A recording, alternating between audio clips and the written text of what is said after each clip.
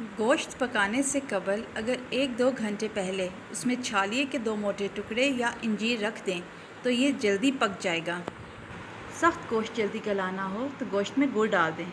अगर गोश्त जल्दी ना गल रहा हो तो हांडी में कच्चा पपीता, कच्ची इंजीर डाल दें। गोश्त जल्दी गल जाएगा।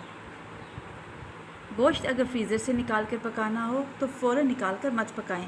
पहले 2-3 घंटे पानी में भिगोकर नरम कर लें, फिर पकाएं, वरना गोश्त सख्त हो जाएगा। अगर गोश्त बगैर फ्रिज के 1-2 दिन रखना हो तो पहले नमक डालकर गोश्त को अपने ही पानी में पका लें, फिर देगची को किसी ठंडी जगह या ठंडे पानी के बर्तन में रख लें। अगर रोस्ट गोश्त को खुश्क होने से बचाना हो तो उसे पानी में भिगोकर निचोड़े हुए मोटे खुदरे कपड़े में लपेटकर फ्रिज में रख दें। ये गोश्त कई दिनों तक खुश्क नहीं होगा। कच्चे गोश्त को अगर ज़्यादा दिन बगैर फ्रिज के महफूज रखना हो तो उसे सिरके में भीगे हुए कपड़े में लपेट कर रखें।